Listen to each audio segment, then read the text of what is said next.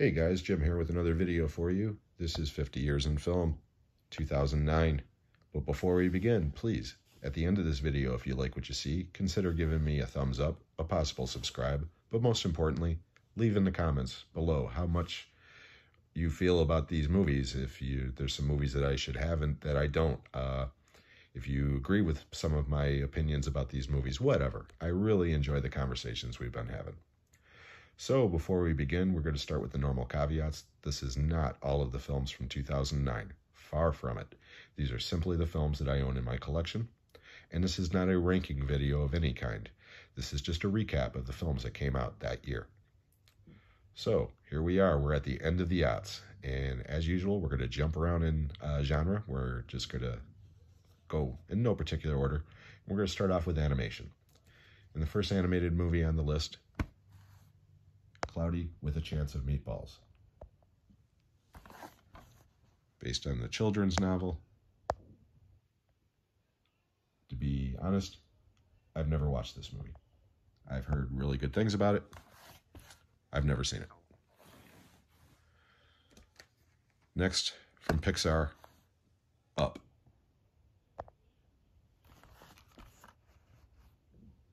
More transparency here. I've never watched this entire movie. I watched the very beginning. The opening scene tore my heart out. And I never went back to it. Although everybody I know says that Up is one of the, if not the best Pixar movie. So eventually I will be watching this movie. I have no doubt that it's a great movie. Now we're switching over to comedy. The first one on the list, The Goods. Live Hard, Sell Hard, starring Jeremy Piven, David Koechner, and Kathryn Hahn. Directed by Neil Brennan, some guy I've never heard of. And quite frankly, this movie isn't all that good. It's kind of like an updated version of Used Cars, but not nearly as funny. Without a doubt, the highlight of this movie... Oh, I forgot Ving Rhames is in this movie too. Without a doubt, the highlight of this movie is Kathryn Hahn. She's great. She's funny as hell in this movie. The rest of the movie, not so much. Then we've got I Love You, Man, starring Paul Rudd, Jason Segel, Rashida Jones, and let's hear it, Geddy Lee, Alex Lifeson, and Neil Peart, otherwise known as Rush. Yeah, that's right, Rush. Directed by John Hamburg. I like this movie. I like it a lot. Even if I wasn't a Rush fan, I would have still liked this movie. The fact that Rush finally was featured in a movie and not just made fun of filled me with joy when I saw this movie. And it still does. I really, really, really enjoy this movie. I think it's funny as hell. But the biggest comedy that year, without a doubt, was The Hangover. Written and directed by Todd Phillips. Starring Bradley Cooper, Zach Galifianakis, and Jesus Christ, Ed Helms. I'm sorry, Ed Helms, who is very funny in this movie. This movie's hysterically funny. It's a classic. It's one of the best comedies from the decade. Unfortunately, it spawned a couple of sequels that, well, we'll get to those when we get to them. But the original, The Hangover, it's a great movie. And then we have probably the craziest comedy of that year, Black Dynamite, starring Michael Jai White and Tommy Davidson. Who directed this? Because he deserves a shout out. Scott Sanders. This is a spoof of these blaxploitation films like Superfly and Shaft from the 70s. And it is absolutely hysterically funny. It is so stupid. It is so politically incorrect. It is so ridiculous. My God, is this movie funny. This movie wasn't a big hit at the time. It became kind of like a cult classic, and it inspired a animated series that ran on Adult Swim for like 2 or 3 seasons, which also is very funny. But the movie is on a different level. I love this movie. And then we have Up in the Air, directed by George Clooney, or I'm sorry, starring George Clooney and Vera Farmiga. And I've never seen this movie. I've heard good things about it, but I've never seen it. So therefore, I don't have much of an opinion on it. Now we're switching into drama. And we have The Blind Side. I know it says The Blind Side because of that stupid sticker there, but trust me, it's The Blind Side. Directed by John Lee Hancock and starring Sandra Bullock in her Academy Award-winning role for Best Actress. This movie was a huge hit at the time, and people loved it, and recent history has shown that in real life it wasn't quite the same as in this movie. I don't know, don't care, whatever. As it is, this movie's fine. I don't have a problem with it. I don't love it like everybody else does. I always thought it was kind of highly overrated, although Sandra Bullock is very good in this movie. And then we're back to the Harry Potter collection with Harry Potter and the Half-Blood Prince, directed by Peter Yates. And not to sound like a broken record, haven't seen it. Then we're back to my X-Men collection with the first of the solo Wolverine movies, X-Men Origins Wolverine, starring Ryan Reynolds, Hugh Jackman, and Liev Schreiber. And I shouldn't have led with Ryan Reynolds. I was going to mention him at the end of this, but this movie sucks. This is without a doubt the worst X-Men related property. And this movie's so bad that Ryan Reynolds does show up at the end as Deadpool, but not the version that we know and love. And it made a killer joke in the first Deadpool movie. This movie sucks. And then sticking with the graphic novel, comic book type movies, we have Watchmen, directed by Zack Snyder. Sorry, my camera is flipping out again. Starring Malin Ackerman, Billy Crudup, Matthew Good, Carly Gugino, who I love, I absolutely love her, and Jackie Earle Haley. And he's probably the best thing about this movie. Again, more transparency. I never read the graphic novel until after I saw the movie. I know a lot of people, this movie's very divisive because the original graphic novel is beloved by so many. Personally, I didn't think it was all that great. It was all right. And that's the way I felt about the movie. I liked the look of it. I liked some of the performances in it. But again, it's not really my favorite. Although I do prefer the director's cut. And again, there's things in this movie that I absolutely love, especially Jackie Earle Haley. I think he is awesome as Rorschach.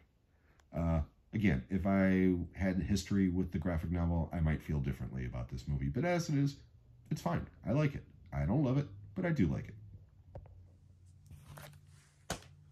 Now we're switching over to drama.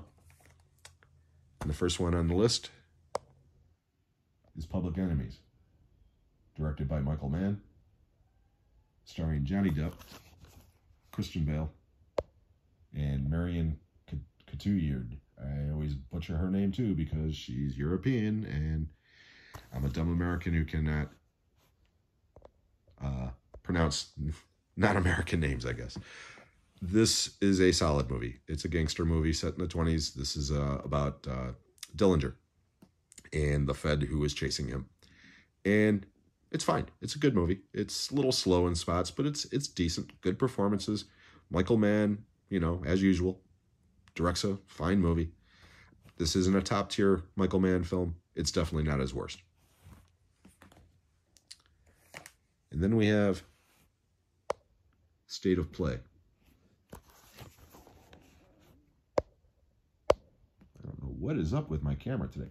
Directed by Kevin MacDonald, with an all-star cast of Russell Crowe, Ben Affleck, Rachel McAdams, Helen Mirren, among many others. This is a political drama, and it's solid. It's a decent movie. It's not anything that you're going to call a classic that you're going to remember in 50 years or anything, but it is. It's a solid film. Sorry, I had to adjust some of my movies. That's why the camera got a little shaky there, guys. Okay, next we have the Girl with the Dragon Tattoo. And no, this is not the David Fincher. This is the original film. Starring, and I'm going to probably butcher her name too, Noomi Rapace. And directed, I don't know who this one's directed by. I don't care. This movie's friggin' awesome. This was the first of the Millennium Trilogy, I believe they're called. They're based on 3 best-selling novels. And I read this book after I saw the movie. I have not read the other 2 novels, but I have seen all 3 movies. We will be getting to the 2 sequels next year. But as it is, this movie's incredible. I like the remake from David Fincher, but it doesn't hold a candle to this movie. This movie's brutal. It's unforgiving. It's incredible. I love this movie. It will definitely be on the top 10 from this year.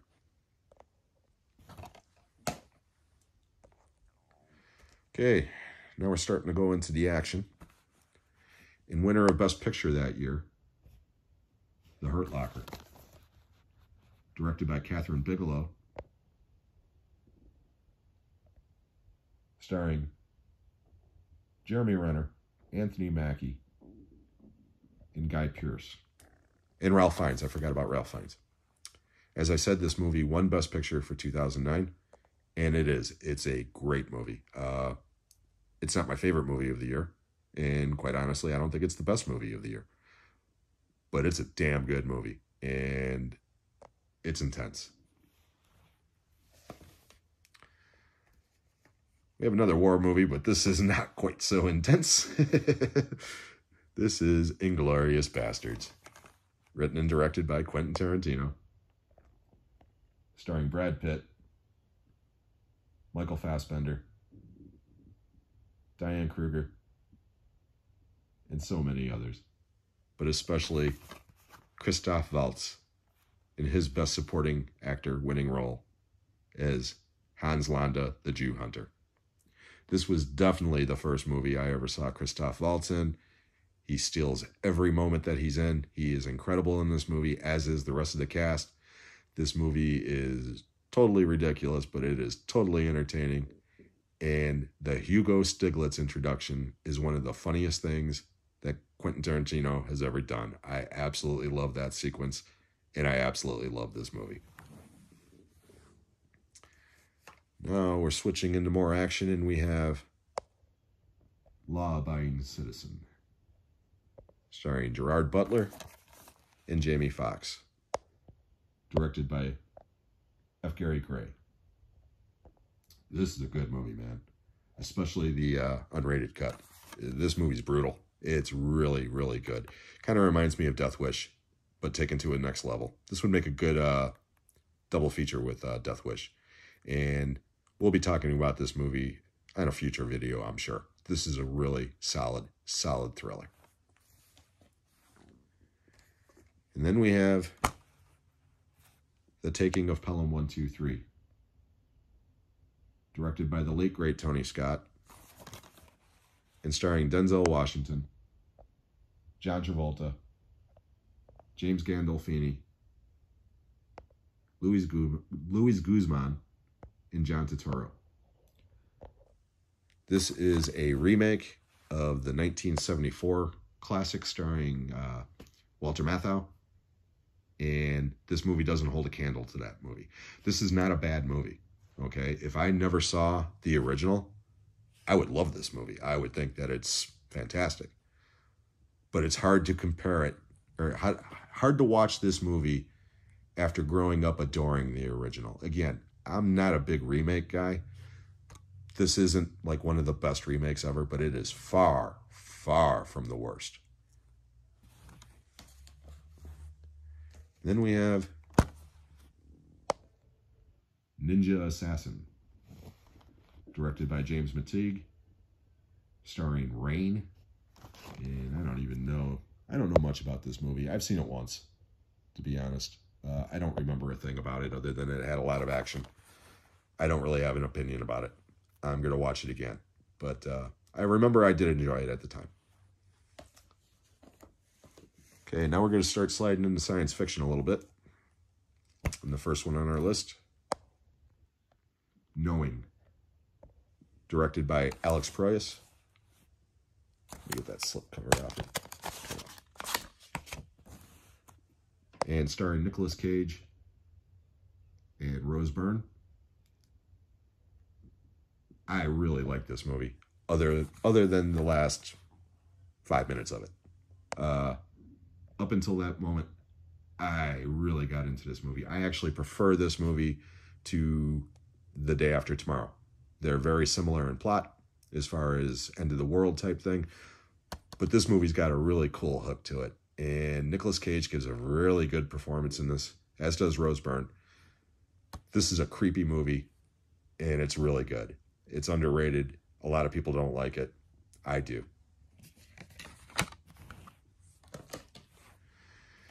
And then we have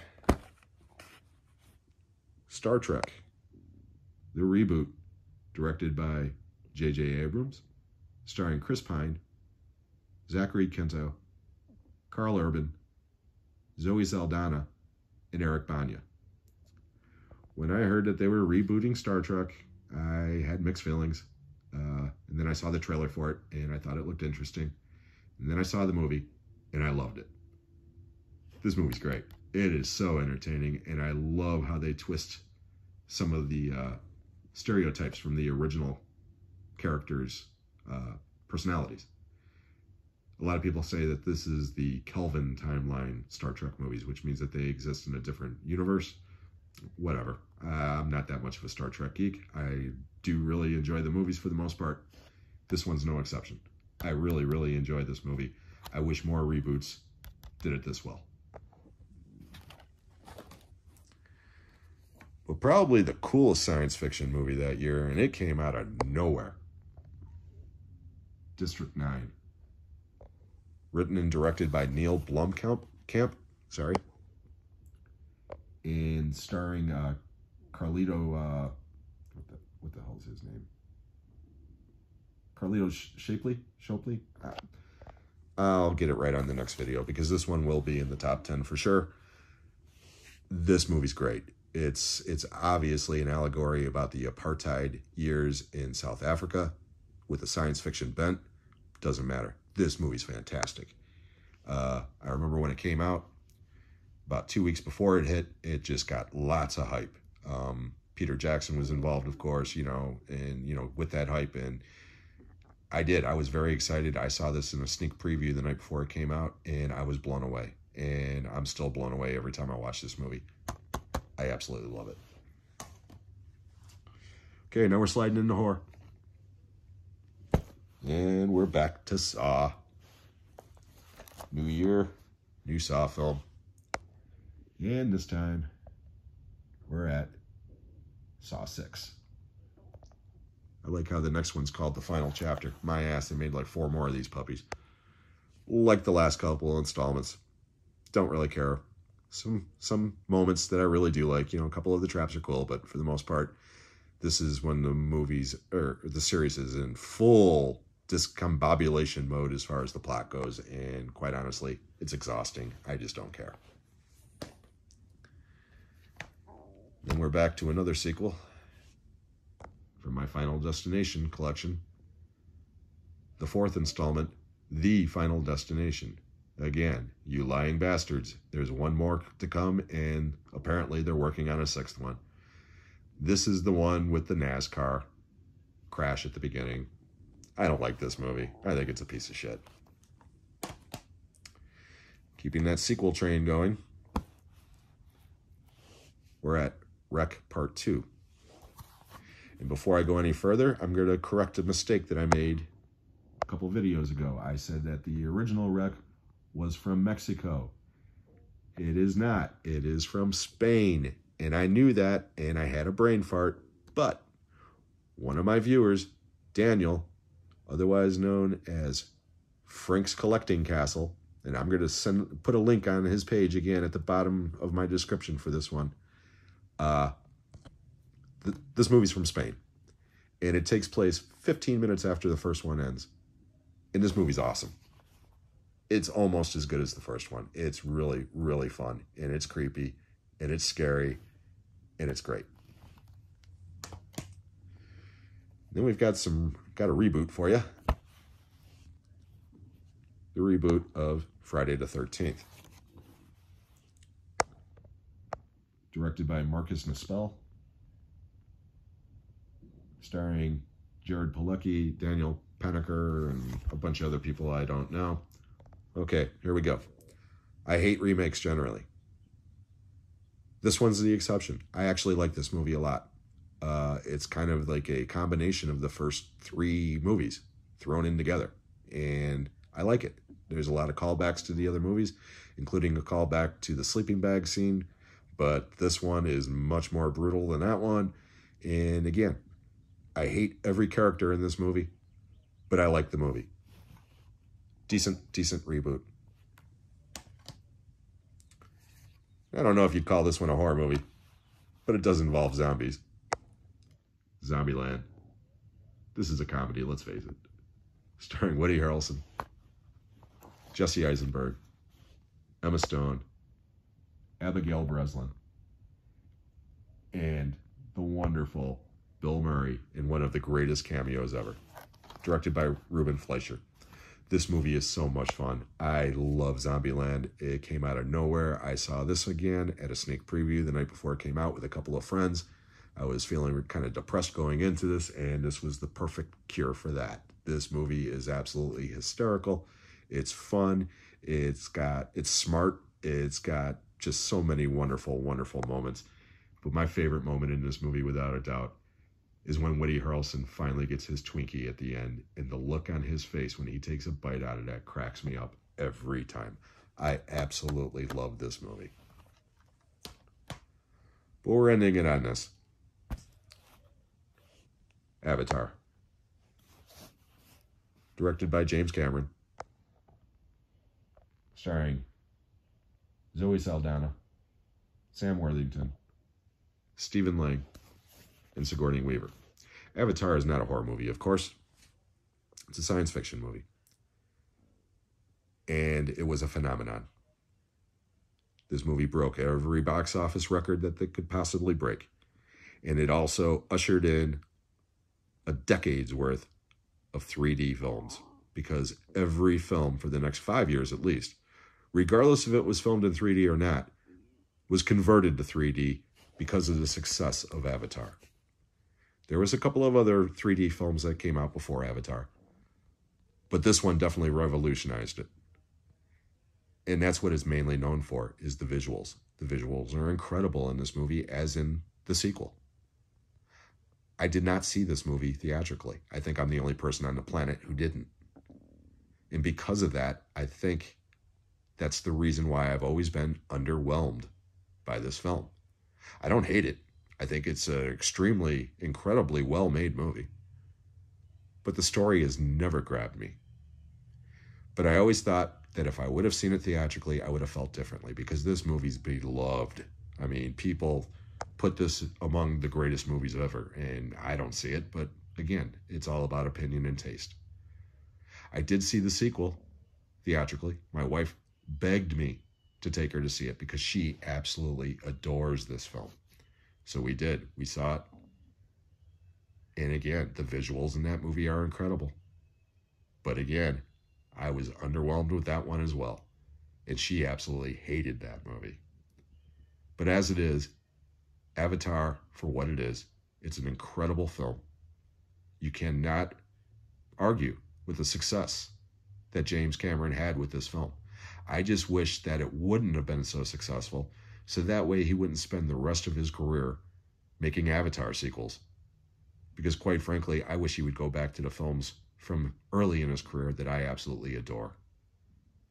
But as it is, like I said, Avatar is an incredible film, and it's how we're ending 2009. I hope you guys enjoyed this. If you did, please, again, give me a thumbs up, a possible subscribe, but most importantly, leave those comments. So, as usual, we're going to start up our top 10 of each year next week, and I'm also going to throw in another ranking the video filmography next week, and that will be the films of Tony Scott. So until then, guys, I hope everybody's safe and doing well, and we'll see you on the next one.